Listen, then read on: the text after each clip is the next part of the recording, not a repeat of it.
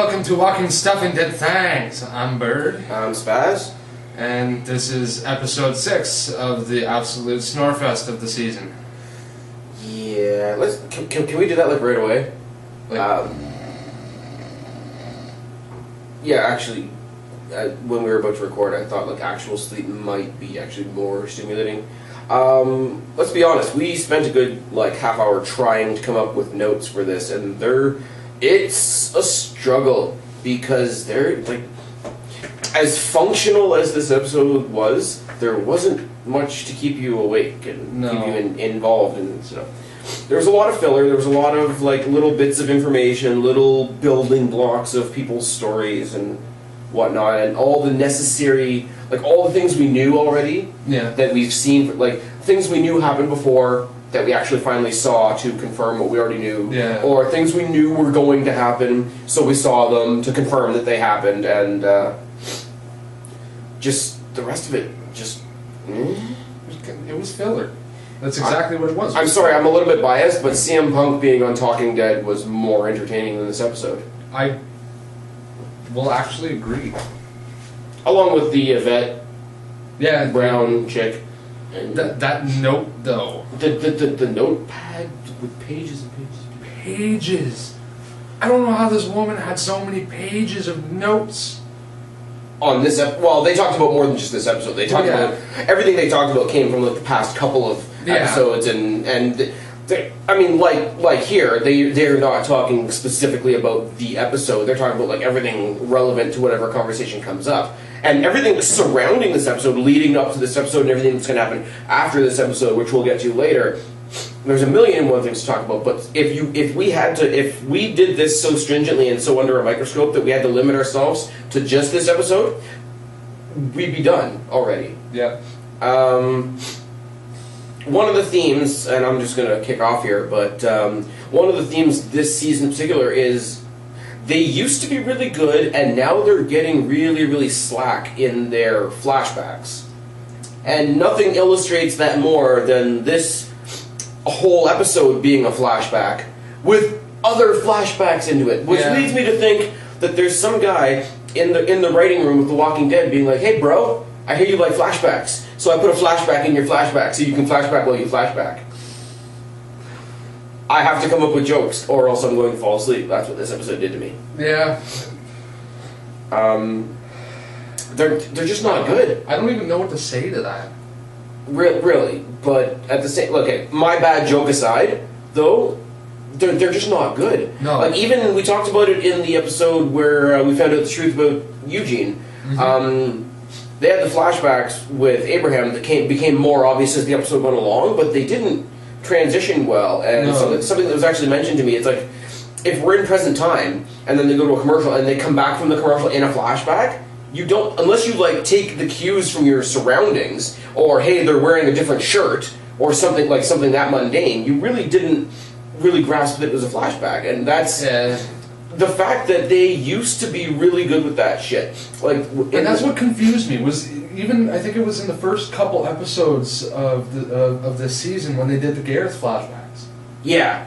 That kind of caught me off guard, because I'm like, okay, I think that they're talking about when they were in this point. But sorry to cut you off, but like that didn't work because we were now getting a backstory of somebody we didn't know. Yeah. Like, this is the backstory and the backstory of Carol for the most part. This was the Carol episode. Yeah. Which is fine. We kind of needed that. Let's be real. Well, yeah, because after she left, I even sat there and wondered to myself. I was just like, well, what's going to happen with Carol while she's gone? And when she came back, and I'm like, okay, they have to do something where they have to address it. Yeah, they have to address what happened, and they did. When she left, she had her little cry session. Then she saw in the rearview mirror or something like that that the prison was on fire. Oh, it was she went into some city, and it was a random law office where she had her one candle going, and then it's.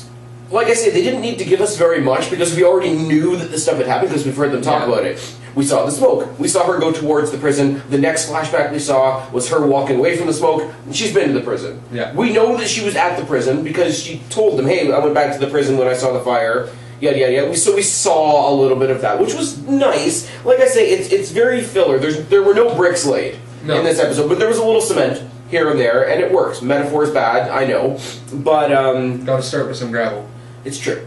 But like even the, like I said, to the Abraham episode where you didn't really know what was going on, and then you go to the Carol and Daryl flashback, because in present time it's Daryl now back at the church with whoever he brought, and we figured that out. Yeah. But so this whole episode is a filler, and then we're getting the filler from before. But we really need, as far as Daryl is concerned, if we wanted to go from the perspective of Daryl, we need to know everything. We as the audience need to know everything that happened between the time that Carol was kicked out of the prison and she met up with Tyrese. Yeah.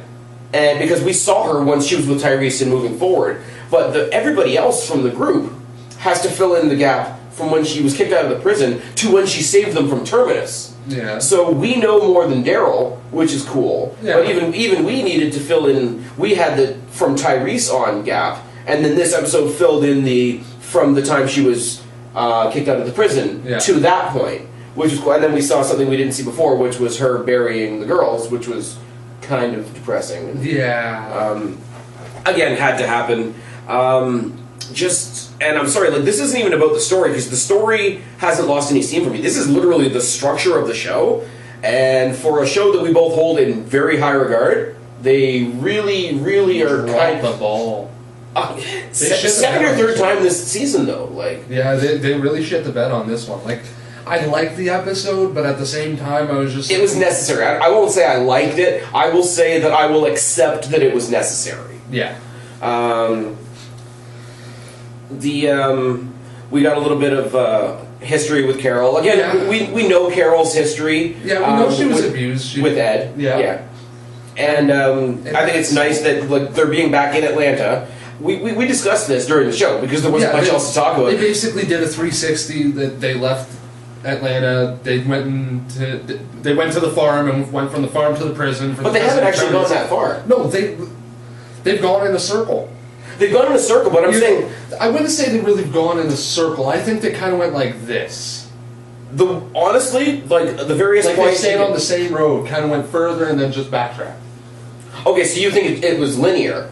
I think it was linear. Whereas if I'm picturing it, I don't know anything about Atlanta. I'll be the first to admit that. But the feeling I get is you got Atlanta in the center, and all the other main points, be it Woodbury, be it the prison, be it Terminus, be it the farm... I can't think of any other. I guess the church. Yeah. I get the feeling that all these other little sub spots that they stopped are kind of like, I don't want to say in orbit, but I can't think of a better word. They're all like outposts. Radius. Yes, there we go. They're on the outer circumference. But it keeps, and even when we were going, like, say, from Atlanta to the farm, to the prison, and even as far as in the Abraham episode 2 days ago when the bus broke down, it's like, hey, we've only been driving about 15 miles or so, that we can always turn back. Like, you never get, like, they always progress on to the next, I guess, home base, but they don't go very far. Like, I don't want to cut you off on this, but the way I see it is that you got, we'll start with Atlanta here. Yeah. Okay, and they went this way, and they went to the farm. Yeah. And from the farm, they went a little bit further north. Yeah. And then that's when you kind of got the first glimpse of the prison. Yeah. Now, Woodbury is somewhere between where the farm is and the prison. Not in a direct line, maybe a little bit of an offshoot. Yeah. But it's still in that, it's in a linear fashion. But what happened was they ended up going this way, getting to the prison. And backtracking. I wouldn't say backtracking. They went a little bit further.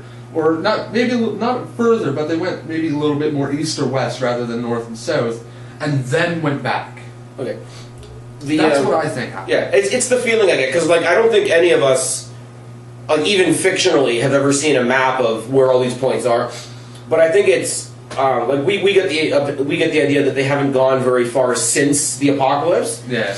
But with something, and it was something very small, but I thought it was something that was very fitting to this idea, is that the people involved haven't even gone very far from their previous life.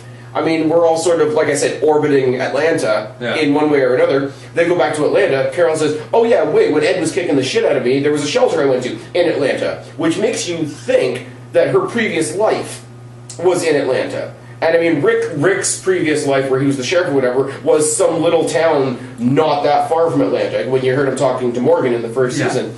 So even though this is something we're supposed to believe has gone like worldwide and it's happening everywhere, and it's very centralized. Eugene and Abraham have come up from Texas. Yeah. So there's a journey for them. But as far as our core group, because I still don't consider them part of the core group. Yeah. They will be eventually, I know. But it's like Woodbury people. They're not in that inner circle, inner sanctum, whatever you want to call it. The inner circle. They're not what they would have referred to as the council. Yes. Very, very, very good way of putting it. Hasn't gone very far. No. Like, Glenn could drive around all over Atlanta and know all the shortcuts because he used to deliver pizzas in Atlanta. Yeah. Like, he knows every side street, every alley, and whatever. That's why he was so good at getting around. Yes. And this is part of the video game that I'm going to reference. Okay. Is in season 1 of the Walking Dead video game, you see Glenn. Glenn is a part of that, but he's only there very briefly because this is when it first started happening. Okay. And so he's like a guide? No, he's not even a guide really. He's just kind of part of that group. But when everybody's just like, okay, this is what we got to do, Glenn's the first one to sit there and be like, you know what, I'm going to separate myself, and I'm going to go back to Atlanta and see which of my friends or my family that I can find. Yeah. And you haven't seen anything of him since then. Right. Oh, okay. So the way I find the video game is the same timeline, but on a different perspective. When the game starts, it starts from when everything first started happening. Not as from where we are, where Rick was in the coma and he comes out about a year later. He was in the coma for about a year. Okay. I think I'm not. Don't quote me on that, but yeah. Well, the timeline on the show in general is kind of fun. We've never seen a winter. No. So we've seen them get cold, but we haven't seen a winter. We've seen them get cold. We've seen Carl and Judith grow up. That's kind of the measuring stick for me. Yeah. Carl is not the shitty kid that he was when he was telling Carol that Judith wasn't going to heaven, and you know. But going back to the whole Carol thing, basically when it was going through her backtrack, Carol and Daryl have a very similar history with abuse. Yeah. Because Daryl's father abused him. And brother. Well, his father and brother abused him. His brother abused him because his father abused Merle. Yes. And Daryl had no idea. Right. But Daryl only ever knew about the abuse. Same with Carol. Carol was used and abused. By Ed. By Ed. Whose face is hamburger, thanks to Shane. Thank God. Shane did come in handy once or twice. Yep. And they had the conversation when they said, oh, you do get to go back. You do get to start over. But when you think about their mindsets of where they came from, do they want to go, like, do they want to start over? Like, go back? The saying is, you can go back. In their perspective, would you want to go back? Would the point that where they are right now, where their personalities have done a complete 180 and they've completely turned around on who they are, isn't that where they should be and where they should have been? As people? As people. Okay. Rather than going back. Because at that point, I wouldn't want to go back. If someone said, oh, well, you can go back. Well, this is what I was. I really don't want to go back to that. I think they want to take the strength that they have now and apply it to the life that they had before. Yeah. Like, I think that makes sense. The Daryl that you have now would have stood up and either worked out or learned how to fight or whatever and kicked the shit out of Merle and kicked the shit out of his dad. Yeah. Let's be real. Judging by the two of them, their dad was probably an alcoholic and basically relied on intimidation rather than any actual ability. That's speculation on my part, but it's a pretty good guess. You remember when Merle and Daryl were walking off in the woods. And you saw the thing and then you realized... Yeah. And I think Merle... Was it Daryl that had the marks on his back? Or was it Merle? Because we knew that Daryl had been abused, and then he saw whatever it was on Merle's back, and he says, oh, it happened to you too. But even still, even if you know that it happened to Merle too, definitely not okay that Merle took it out on him. Yeah, no. So I think the Daryl that we have now would have kicked the shit out of his brother and his dad back then. Oh, yeah. So, and other than that, the world itself was more normal. So take him that he is now, tell them to fuck off and go enjoy the world without zombies. Yeah. Same thing with Carol. Carol that we have now would have probably slit Ed's throat. Let's be real. Easily. And I mean, let's be real. Defense of self, defense of your daughter. She'd probably get away with it. Go on, enjoy the rest of the life that you had before without zombies. And I think there's a meshing. I think there's they need the familiar back. They need the other than who they were immediately dealing with. They need the rest of the danger gone. They want the world to be back to the familiar way that it was, and they want to take the current with the strength that they have now. Yeah, that makes sense. And I will agree with that. And I think it's a cool message, and it's something they touch on a lot. I don't think it was as effective here because it's a theme that we've already revisited a couple of times. Yeah. With especially with Daryl, a lot of conversations with Rick over time has been like Rick calling him brother, telling him this is your family. You know, you're not the guy you were before. You're not like your brother. You know, you've become a new person. And the same thing with there's a conversation. I don't remember when it is, but it's in the prison, and it's between Carol and Beth while they're taking care of Judith, and Carol's trying to explain to Beth why Daryl would still go and be with Merle even though he was an asshole. Yeah. And Carol starts talking about the whole her and Ed. Yeah, her and Ed, and she's like, I'd like to think that if Ed walked in that door right now, I'd tell him to go screw himself. And Beth said, well, yeah, you would. You're not that person anymore. Yeah. So the fact that they're not the people they were is a point that is visited. It's a very, very valid point, but it's visited so many times that by now it's losing a bit of its impact.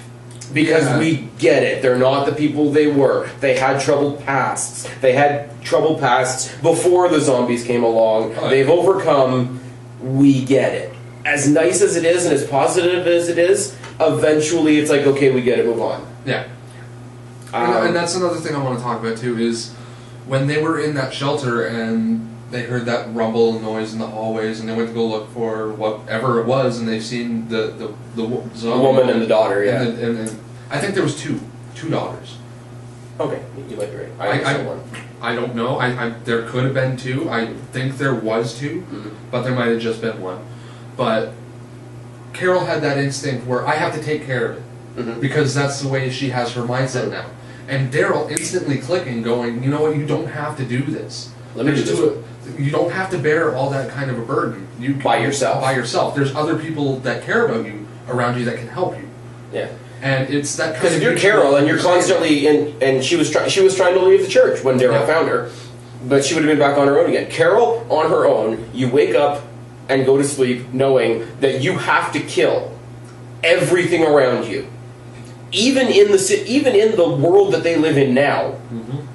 That's even in that parameter. That's still a fucked up mentality. Oh yeah. Like, because we've already established that zombies are bad. We've already established that most people are bad. But there's always the chance that you might just get away from that zombie.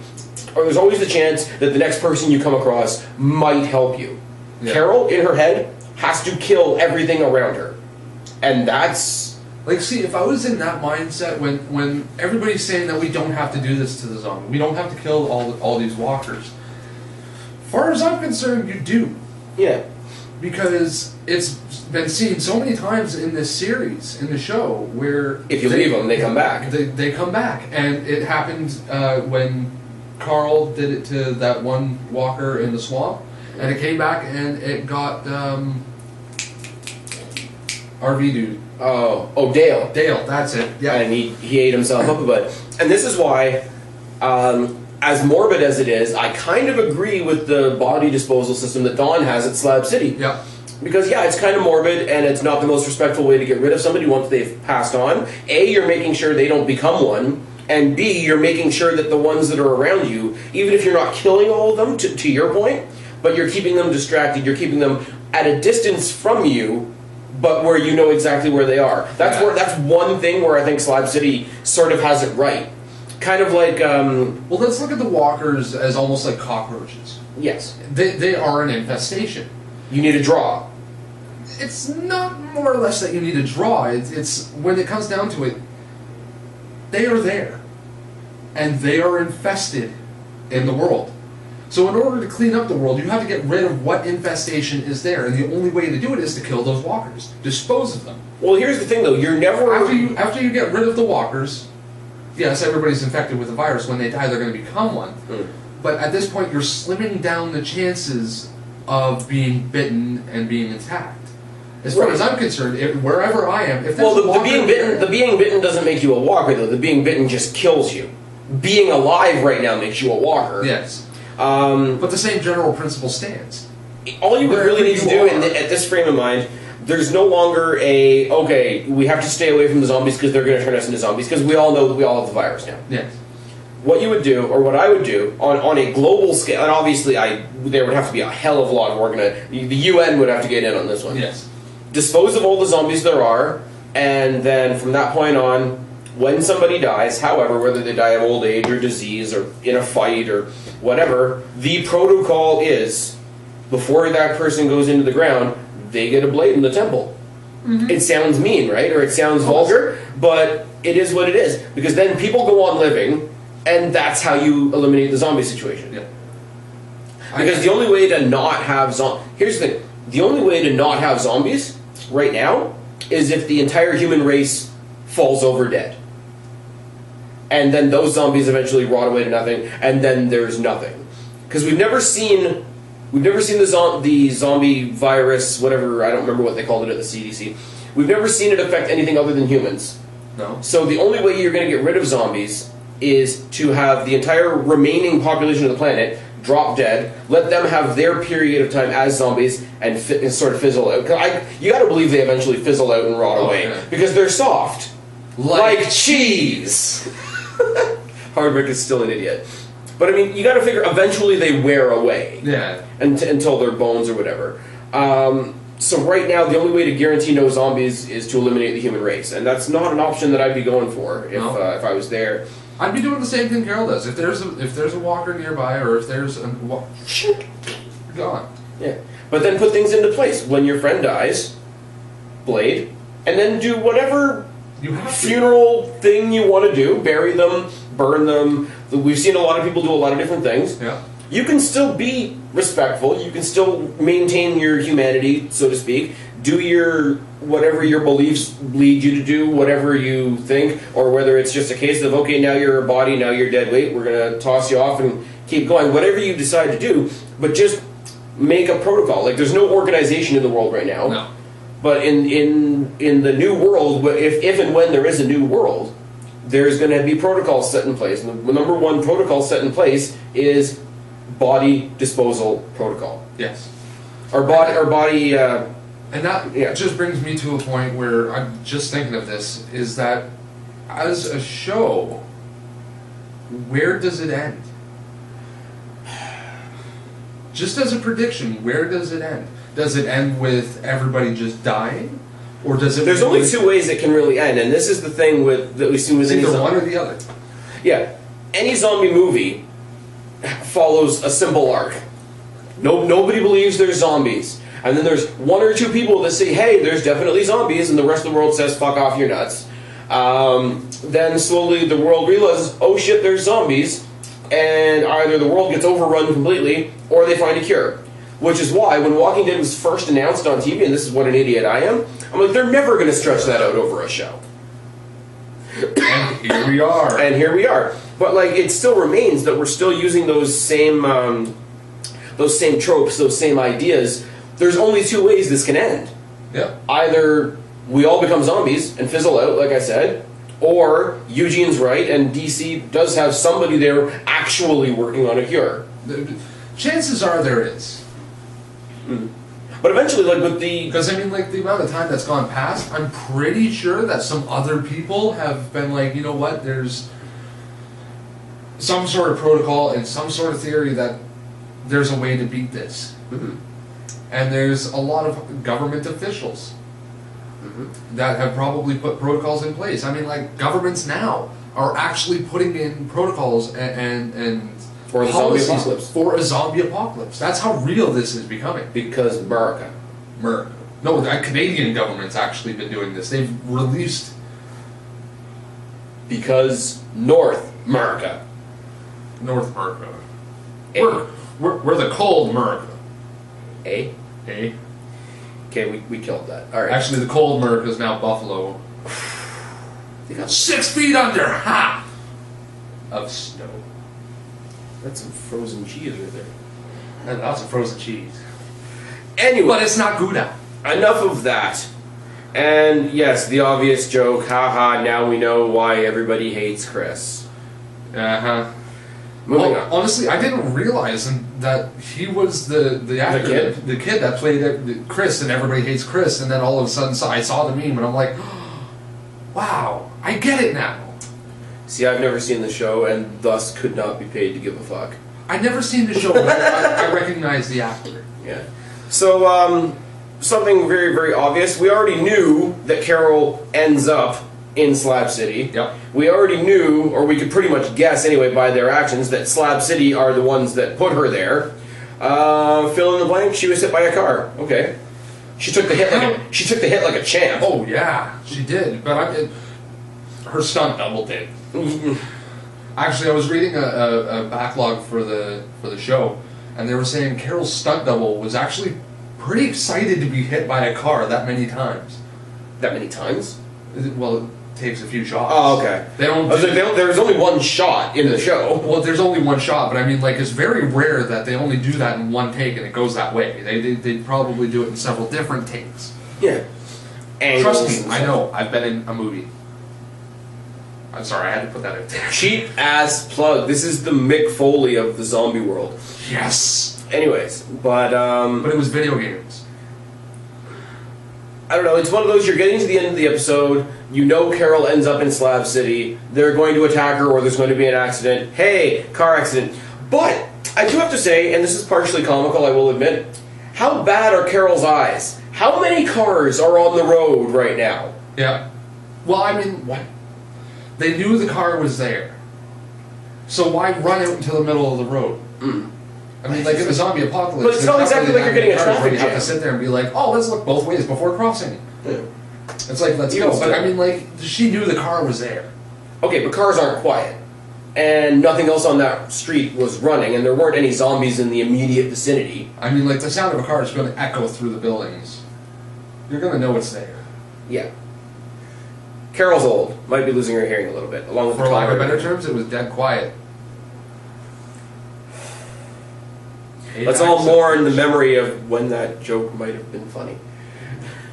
You were the last one to tell me the jokes were funny. Yeah. Fucking General Hospital. General Hospital? Grey's, buddy. Grey's Anatomy. Which is funny, and it fits because, I mean, you've seen some of the zombies. They're not exactly skin pigment anymore. Some of them could turn gray. And it shows their anatomy. See? We brought it back in the end. Alright. Daryl and Carol have a mutual understanding because they've both been assaulted. We kind of went over that already. We kind of jumped the shark on that one. Yeah. I want to talk about the van. Now, before we get to this topple of the van, I want to talk about what we would do or what you would do in that kind of scenario. There's walkers coming from both sides. Do you get in the van and take the plunge? Or do you get out and try to find another way around? What would you do? I wouldn't have pursued that van. I Because here's the thing, right? You have to figure, if you've got a lot of people and a lot of resources spread out over a lot of vehicles, people start dropping off. Mm-hmm. And as people drop off and you need less cars, you would consolidate those resources into the vehicles that are still moving. And they know, because they've seen them, there's other vehicles moving around the immediate vicinity. There's a lot of four-doors and a lot of like just general like car-type vehicles moving around. They've seen them. They've followed them. They've been followed by them. And they've been driving them. They've been driving... Well, no, I mean specifically the ones with the crosses. Oh, the crosses, yeah. They know from Noah that one of them has been following him. They know that they've chased one, and they know that one was pursuing them at one point. I would still be facing those cars that are still moving and in use, because they're going to that van basically looking for clues, like it's fucking Scooby-Doo. Yeah. And in the abandoned vehicle, would you not presume that all the resources that they're using, all the maps and charts and all that sort of shit that they use for scouting or whatever the hell that they do, would have been taken out and would have been with the remaining people in the remaining useful vehicles. I would. It probably sounds like a cop-out answer. I wouldn't have pursued that van in the beginning. It's tricky because, I mean, if you were those people and you have a van that's kind of teetering over the edge of a bridge, would you be like, hold on a second, guys, I gotta grab this shit? Okay, here's the deal. Here's that's not what I would do. I would just grab what I can and get the fuck out of it. But here's the thing, though. Whatever resources they have in the back of that van, whoever was trying to get out of the van would have probably had to push them out anyways, because it's a two-door van, and the half of the van with the two doors is already over the cliff, so you're not getting out the passenger or driver's side. So whatever resources were in the back of that van would have had to been pushed out the back door, because that's how they would have gotten out. Yeah, but there could have been stuff that was in the front as well, like in the glove box and in the visor. There could have been many things. To see that van, he had to pull out the scope of his freaking gun, which gives you a pretty good a pretty good idea rather of how far it was away. There are other cars in motion with people that more likely have better clues in them than that van that's way in the distance. Yeah. That they conveniently didn't have any trouble getting to. I have to point that out as well. Yeah, that was kind of... There's a little bit of a hole. There's a lot of holes. This was not a good... No. Like cheese. Like cheese. So some of the zombies are Swiss? They are now. Oh no. Well, unless they were completely turned into Cheese Whiz by Eugene with the hose. Come on, say something to that. I got nothing. You got nothing? Right. I got nothing. Alright. You're not a scientist? I'm not a scientist! You just know things? I just know things. Alright. Like zombies are not made out of cheese and Chris Hardwick's an idiot? Very much so. That's a common theme here, isn't it? Yeah. Never has anything been so true as Chris Hardwick is an idiot and thinks that zombies are made out of cheese. At least that's consistent. No. Chris Hardwick being an idiot is consistent. No, because once in a blue moon he gets our hopes up and says something half decent, and that's cruel. Yeah, that's like handing an ADHD kid a pixie stick and then ripping it away saying, no, you can't have it. That was dark. It's happened to me. This is life experiences. Do you need Daryl's book? Is this what's going on right now? Maybe. I need a crossbow. Do you need a hug from Carol? Maybe. I need a hug from Abe. I need a hug from Maggie.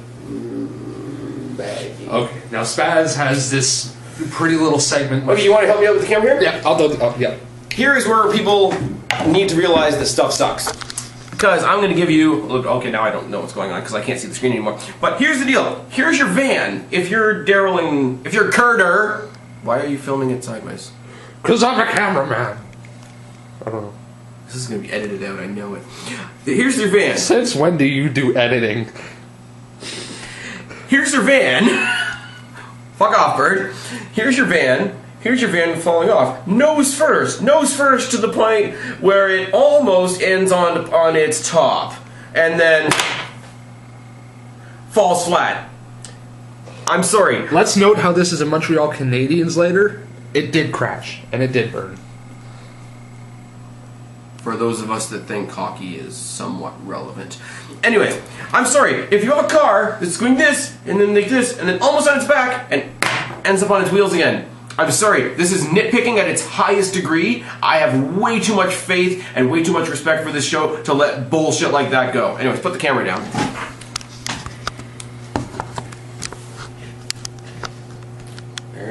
There. Bird's the cameraman. Yeah. You gotta move over. I gotta move over. There we go. Stuff and things. This is why I have the chair with the wheels, isn't it? Yep. You gotta move over more. Oh, shit. Ah, there we go. Your floor is also slanted, so it's not all my fault. So shitty bridge stunts are shitty. You got a point you wanted to bring up. It's kind of out of the blue. What the fuck's going on with Morgan? He needed to show up once a season to make his appearance pay. Contracts! No, like, he showed up in the one at the very... I'm sorry, I have to say one thing for my wrestling fan friends out there. Unlike Rey Mysterio, the guy that plays Morgan honors his contracts. Anyways, you were saying? Bird doesn't know what's going on. He doesn't do the wrestling thing. He's out. So let me tell you what's going on with Morgan. Morgan, I guarantee, I was wrong. I'm the first I'm the first person to admit when I'm wrong, aren't I? He was not part of Terminus. I knew I was going out on a limb with that one. I'm going to go out on a limb again. I'm going to say that we do not know this yet, but Morgan is one of the officers of Slab City. I don't think so. I honestly don't. I know you don't, but it's way too easy for him to just like sort of sidle up to Rick in the group and just sort of be absorbed. I think Rick is just going to have this mentality where he's a part of the group where nobody English on where you can speak. You if swear. Anybody doesn't agree with it, it's not going to matter because when Rick started out, Morgan saved his ass. They went back to the town. Morgan kind of lost his marbles, but at the same time, he kind of came to and realized that it was Rick and helped him. Okay, remember Carol? Carol's part of the group. Carol blew the brains out of a little girl that lost her marbles. How do you think she's going to feel about Morgan? They're going to have a mutual understanding? Carol's not nuts. You think Carol's nuts? Just a little bit. Really? Let's pursue that for a second. Why do you think Carol's nuts? Carol is. I don't think she's nuts to the point where she's completely insane. I think she's just nuts where she's willing to go to the end of the earth to do whatever she has to do. To protect the group that she knows. And herself. Okay, let me ask you a sort of a side question here. Okay. There were parts of Shane that the group needed when Shane was still alive, right? Yeah. That were necessary. Mm-hmm. Would you agree after Shane left that Rick took on some of those personality traits that were necessary? The viciousness, the survive at all costs, a little bit more of a cold attitude and whatever. Yeah, but I mean, like, you could physically see Shane going. Yeah, but he was also halfway turned, but at that point as well. Like, we assumed that he was turning for a long time. But my point being is, I think Carol is vicious because I think Carol's just ahead of the curve. Like, Shane, we all thought was an asshole because everybody else thought we could all, live in sunshine and farts and everything would be covered in rainbows, and he knew better. Yeah. He was ahead of the curve. I think we're seeing a lot of the same of that with Carol. Whereas she's trying to, especially with Daryl, she's trying to pull that back and maintain some of her humanity. But I think we're seeing with Carol another element of all the evil things we see in Carol are just Carol really being ahead of the curve. Maybe. She might not be what they want to perceive. She I wouldn't call her as crazy, like nuts crazy. I just think she's nuts is just to the point where her mentality's changed to the point where she's not the same person that she was. And that's all I'm saying. Okay. I thought you meant like she was nuts. I'm not saying that she's gone. I'm saying. Okay, Carol, go look at the flowers. Like, they'll be on your tombstone soon. And no, that's not even an Undertaker reference. Oh yes. Undertaker would be a wicked. There was actually a thing on Kayfabe News, which is a wrestling website that puts out bullshit articles. And they had this big elaborate story about how Undertaker was going to be one of the zombies on The Walking Dead, and then I realized it was fake, and that was kind of sad. Tear to hear. I had a point to all this. Yeah, you said Carol was insane, and we talked about that, and I think we're done. Yeah, I think so. Okay, predictions for the next 2 episodes? I think that the next episode is... because they've already said what's going on with Beth. Mm-hmm. I think they're going to switch... I think they're going to do a double perspective here. I think they're going to start with Beth. Mm-hmm. Beth and Carol and Dawn at Slab City. Mm-hmm. And then they're going to transition to Daryl and... Carol? Or Daryl and Noah. Yeah, Noah. I forgot his name for a second. He doesn't really need one. And they're going to go back and they're going to explain everything. But I think that the last season before the break is going to be where... Yes, the last episode before the break. Okay, you said the last season before the break. Oh, my bad. 8. Okay. And that's when Morgan's going to come in. I think that's what's going to happen. I think that the next episode is going to be everything leading up to the invasion of Slab City. And it's going to have kind of a double perspective on where they show what's going on in Slab City and then they transition over to where it's going on at the church. When Daryl has his kind of conversation and trip back to the church and then talking with Rick and Michonne and everybody else there. And that's when they start gathering together and saying, okay, we got to go there. I think, and it's going to be a little convenient, but this is what I see happening. As a writer, that's what I would do. Abe's going to lose it because of his revelation about Eugene not being a scientist and just knowing things. I think that's going to have him totally defeated. He's going to do what he did a couple of episodes ago and sort of give the next move to Glenn. Glenn's knee-jerk reaction is going to be, we got to go back to our people. Yep. They're going to head back to the church. The rest of the episode is... Are we talking about the next episode? This is the immediate next episode. Okay. The rest of that'll be something that happens quick in the beginning, like the first 10 minutes, and we're just going to assume that they're heading back because they didn't go, as they keep mentioning, they didn't go that far. Yeah. The rest of it is going to be Noah and Daryl making their way back. Maybe they run into a few hiccups here and there, just enough to fill out the episode, while Noah's telling Daryl about how shitty Slab City is. Yeah. They're going to arrive back at the church the same time that Abraham and that group do. They're going to let them all know what's up. They're going to be on the move. The entire mid-season finale is going to be the war on Slab City, and it's going to come down to a point. It's going to come down to a point where both sides are kind of hanging on by a string. And okay, I'll give you this much: I don't know which side he'll be on, but Morgan shows up at the end of the mid-season finale and makes a move, one way or the other. I won't even say that it's for Slab City or for Rick's team. Morgan pops up maybe in that last few seconds before we cut to black and makes his intent or his allegiances known then, and that's where we get the what the fuck factor, and then we lead into the break. Now, see, I know that they're going to have a Beth scene. Yeah, because they showed it in the next episode of Walking Dead, and that's when they said Carol was in the hospital bed, and Beth is mopping up the floor, and Dawn is having that argument with one of the other cops or the doctors, and Beth speaks up and says, we got to do something for her. And that's when Dawn said, okay, we'll take her off of everything, and if she lives, she lives, if she dies, she dies.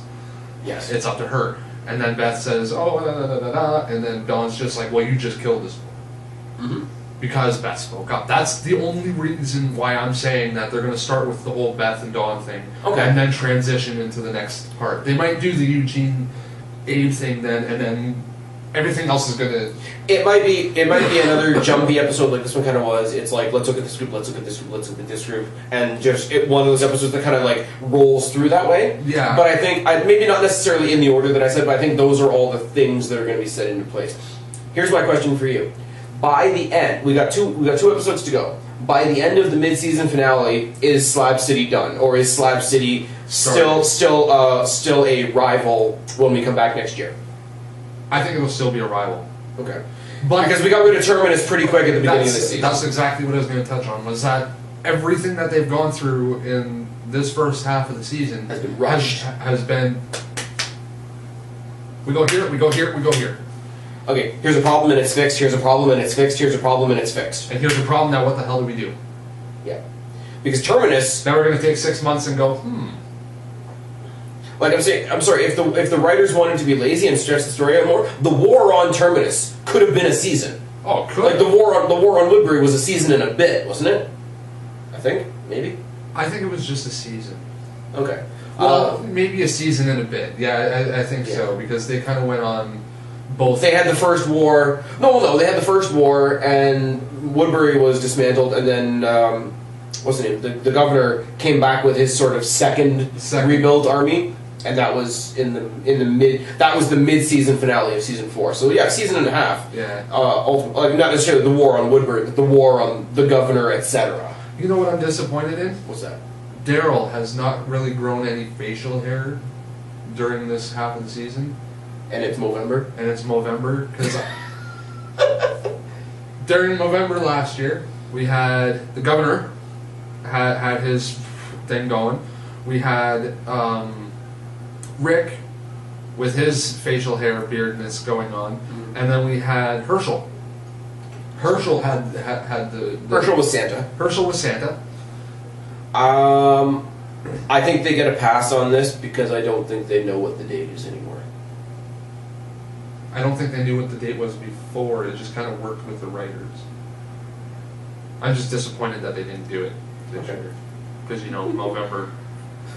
Because, you know... Glenn could try, but yeah. For reasons. For reasons! We're bad people. I'm just going to say there was no badass in this episode. And there was no bitch, really. The entire episode was the bitch. We did... Wait. Hold on. We score small victories on this show, right? I would say it's small. We were right about Eugene. Yep. We were right, you know, Carol's going to get taken out by somebody and she's going to end up on a slab in Slab City. Yep. I'm going to take the really, really cheap route. This episode was the bitch. We didn't fall asleep, so we're the badasses. Yeah. Later, guys. Peace.